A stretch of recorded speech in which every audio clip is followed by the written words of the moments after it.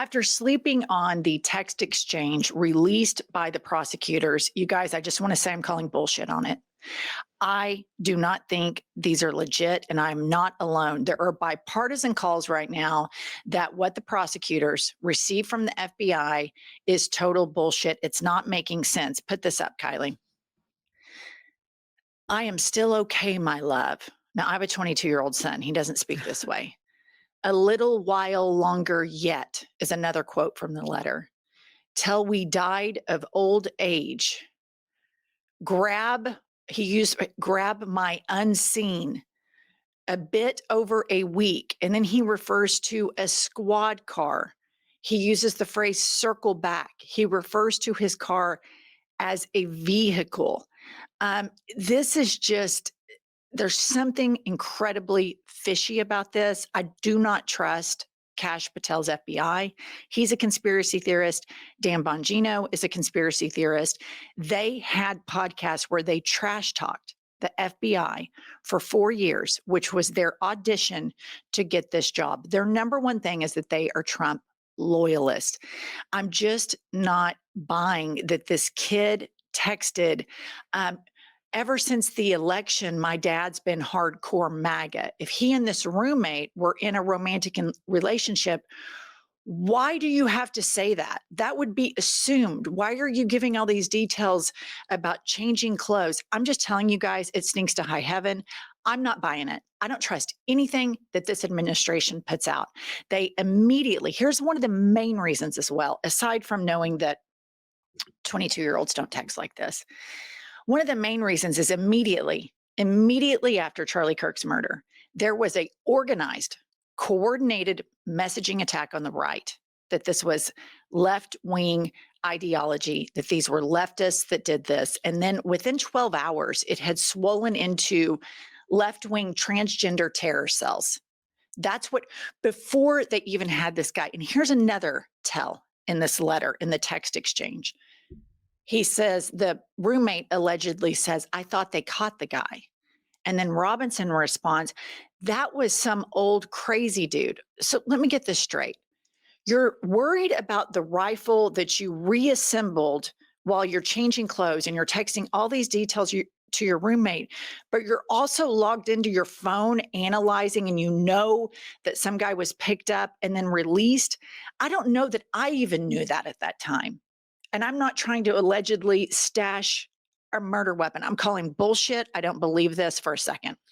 I agree with you. It's too convenient, given what you said. The immediate narrative was it was a leftist trans person, but he didn't fit the narrative. White, Christian, MAGA, Mormon. It did not fit their narrative. And that's never stopped Donald Trump from lying or corruption before. So why should it now? And moving along, I want to highlight this tweet from Hassan Piker. He says, half the right thinks the messages are fake because it doesn't implicate the trans person. So there's a bunch of people that believe that this is wrong because the messages provide cover for the alleged trans roommate. The other half think the shooter is a patsy because it was Israel that killed Charlie Kirk. Hassan, a leftist, says, I will say the text messages are too perfectly plugging holes for the investigators and unnatural. And what I'm seeing here in Hassan's tweet, you guys, is bizarre bipartisan support. And to fight this fascist regime, it's going to require this. It is going to require people on the far right that have these podcasts and people on the far left to save our Constitution and our First Amendment. And this is the exact same thing that all of these bots and the administration are trying to prevent us from doing. Let's hear from Matt Walsh what he says about this. This is a far right anti-trans nut job. I am leaning very strongly towards the theory that this text exchange was scripted as a way to absolve the boyfriend. So his big thing is he's anti-trans. It's almost exactly what Walter White did at the end of Breaking Bad. This feels like a strategy they cooked up from watching too much TV. So this is the far right anti-trans movement. He's calling bullshit on it. Hassan Piker's calling bullshit on it. Jennifer and Pumps are calling bullshit on it. I'm calling bullshit. Next up, we have Steve Bannon of the War Room. He's not buying it. Play the clip. As is presented in Utah, I'm not buying all of it. I'm particularly not buying those text messages. It just seems too stilted, too much like a script, actually a bad script. We've always said that this administration is incompetent. And this is the highlight of this incompetence. But what's so sad about this is incredibly dangerous. This is a wild time to live in the United States, and they have eroded the institution so much that within 9 months, I don't believe an effing word coming out of the FBI. Not one word, because Cash Money Patel is blindly loyal to the cult leader. And then behind the cult leader, you've got the failed drag queen, smoky eye sociopath, Little Smokey. And then it gets even darker. You get to Palantir, you get Elon Musk, you get to these very dark forces. There are people on the far right that see this. They see that people that are more powerful, with more money, with more nefarious intents than Matt Walsh and Steve Bannon, they see that they are sucking up to Trump, and they have the bank account that Trump is impressed with. And so there is a very weird time right now where we all need to focus on, because I believe we're at a precipice. I believe it's going to take some level of bipartisan voices to save this democracy. And I'm starting to see that this could possibly happen, because if the right wing is calling bullshit on the FBI that they wanted to take over, this is a window that we cannot close the door on. Here's Candace Owens. She's from the Israel camp. Messages are clearly doctored, is what I would say. They're doctored. Now, they could decide why they're doing that. Tyler's being forthcoming. We're protecting him in some capacity. I find that to be unacceptable. Okay? Unacceptable. I want every single text message. I want timestamps. It is conspicuous that you are not telling us when this was sent, because it sounds like it's when the campus is on lockdown and he's got to go back and he's got to clean up. And then all of a sudden we're in the next day when his dad is getting clued in after the picture's been released. They're not telling us that. Okay. And you have a right to be a little bit uncomfortable about that, because I'm a bit uncomfortable about that. We need full answers. Okay. So you have exactly what Hassan said. More of her clips, she goes into thinking that this is a false flag from Israel, that the Israelis are all over it. You have the anti-trans people, the Matt Walsh, that think that it was that their whole narrative the last few days have been that it is a trans terror cell that was activated, these sleeper cells of trans people, which, if you know trans people, you know they're just trying to live and not draw attention to themselves, because everybody's so fucking mean to them. And so then I think the truth is this. I think you have an completely incompetent and corrupt FBI that's 1000% beholden to Kanks. And they are desperate to make this narrative fit that this is left wing, because they want to erode civil rights. And here's why they want to do it. Kanks is tapped out, you guys. He's working on retrofitting his private plane that was a gift from Qatar. He's working on his ballroom. He's redecorating the Oval Office. He has this new patio club that he's opened up. He didn't give a shit about all this stuff. But Lil Smokey is there, chomping at the bit, perched and ready to pounce on this presidency. He has no riz. He cannot keep the cult together. So they need to have all of the power consolidated in the executive before Kanks, who is like 80, 90 years old. Biology is going to catch up with him. Another thing that's interesting, Ruth Ben-Ghiat has talked about how when the dictator starts showing signs of weakness health-wise, the cult starts eroding. So keep an eye on that. We have the bruised hands that are cover-up. We have the swollen ankles. We have the clear dementia that this man that we're seeing, that he sometimes doesn't know what's going on, a lot of the time doesn't know. And so you see these other actors around him putting things into place. And I think that this is a time that this is so dangerous because these right-wing podcasters exist because of shit talking, trash talking. Is it crazy? Is it insane? Yes, but this is a free country. It is. We exist over here. We try earnestly our best to report facts and then our opinions on those facts. And I'm not accepting this shit as facts. And here's another tweet of some libs analyzing or leftists analyzing this.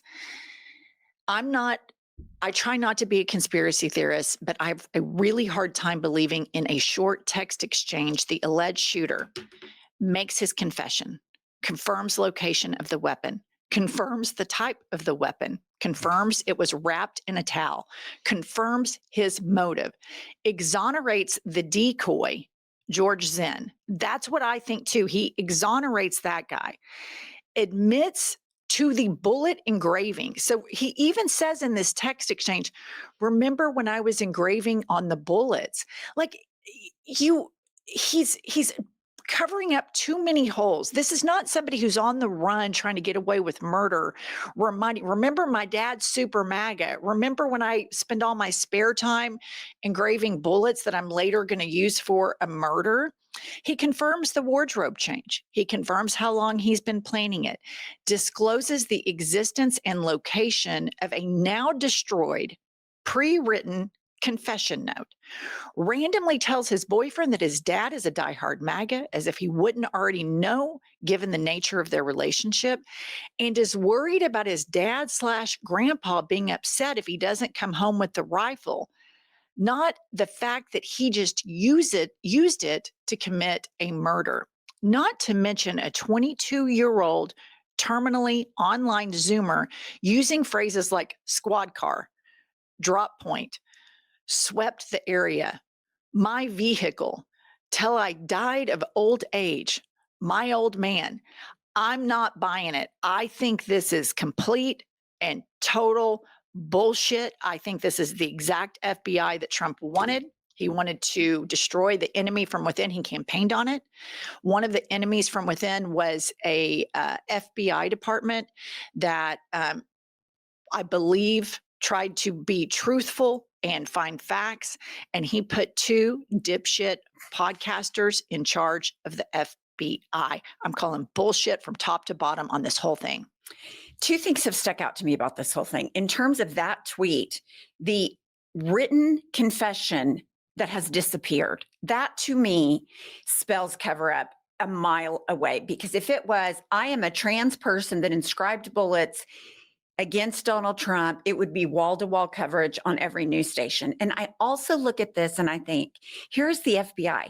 The most obvious answer cannot be the true one, because it does not fit the narrative that Donald Trump and the right wants, exactly for the reasons you mentioned.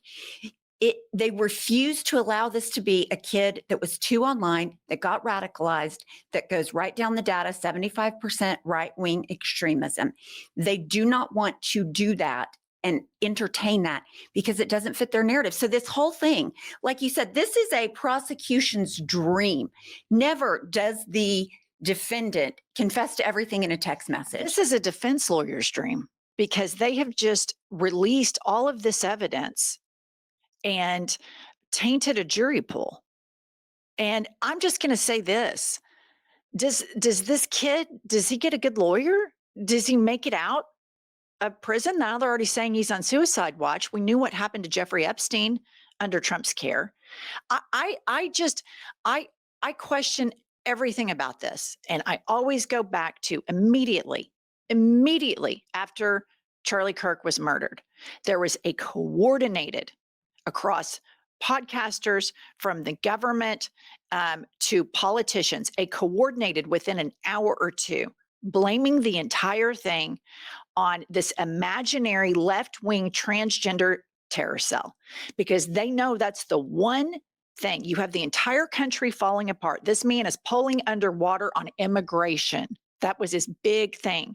This man is underwater on everything. I don't trust any information coming out about this whatsoever. And here's why. Put up the post. Ron Filipkowski tweeted this with no words. And for the listener, this is Kash Patel, who spells his name K $H. And here he is in a camouflage skull with a Santa hat. This is the guy that's running the FBI. This is it. This is it. This is a wholly unqualified conspiracy theorist podcaster running the FBI. I don't believe any of it. And within my doubts, there are doubts on the far right, the people that I played here. I feel that we are in such a dangerous, dangerous time. We did an episode a couple of days ago discussing Stephen Miller's plans. Everybody's heard what Pam Bondi's been saying. Everybody's heard what Lil Smokey's been saying. Everybody knows what Donald Trump's been saying. We're at a time where if we are going to save this country, we are going to have to unite with people that we agree about the First Amendment with to save it. And that's going to be having some very strange bedfellows. But at the end of the day, we are all Americans. And it's interesting to me that all of these foreign bots, and one other thing that I just have to say before we sign off. Do you remember during the press conferences, they said they were working with foreign intelligence? That was really interesting. So I plan to do more research on that so that I am completely read on that. But I just think this stinks to high heaven. I'm calling bullshit, complete, total, utter bullshit on all of it. I don't buy a word of it. All right. We'll be back later with more news. We'll see you all later.